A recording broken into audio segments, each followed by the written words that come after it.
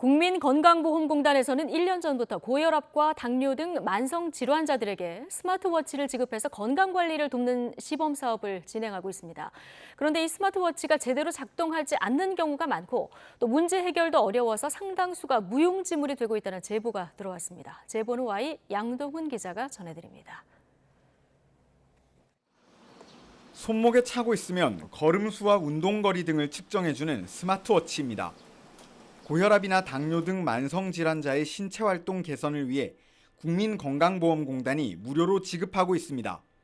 최근 이 스마트워치를 받은 40대 이모 씨, 이상한 점을 발견했습니다. 스마트워치 시간이 실제 시간보다 계속 늦어지고 1시간 20분 정도 운동을 했지만 스마트워치에는 40분만 기록된 겁니다.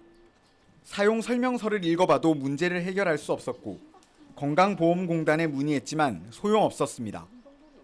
한 이틀 있다가 시계를 다시 한번 확인을 해보니까 30-40분 정도 더 늦어져 있더라고요. 한 열흘 정도 지나서 저번 주쯤 해서 다시 보니까는 거의 날짜가 넘어갈 정도로 차이가 많이 나더라고요.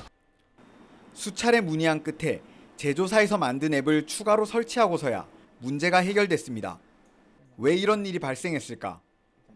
스마트워치와 스마트폰을 연동하는 국민건강보험공단 전용 앱입니다. 개인정보를 전송하는 앱의 특성상 접속 후 10분이 지나면 자동으로 로그아웃 처리됩니다.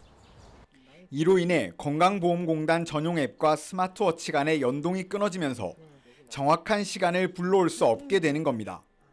스마트워치 시간 연동에 문제가 있다는 게시글은 인터넷상에서도 쉽게 찾아볼 수 있었습니다.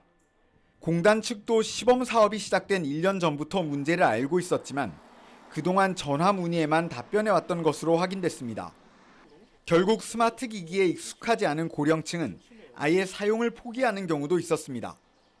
너 이거 받았네라고 물어보시길래 시계가 좀 안 맞네요 라고 물어보니까 나도 그것 때문에 안 써 말씀을 하셨어요. 공단은 시범 사업이라 시행착오가 있었고 향후 스마트워치 이용자들에게 인공지능 전화인 AI 스마트콜을 일일이 걸어 안내하는 등 추가적인 대안을 고민하고 있다고 밝혔습니다.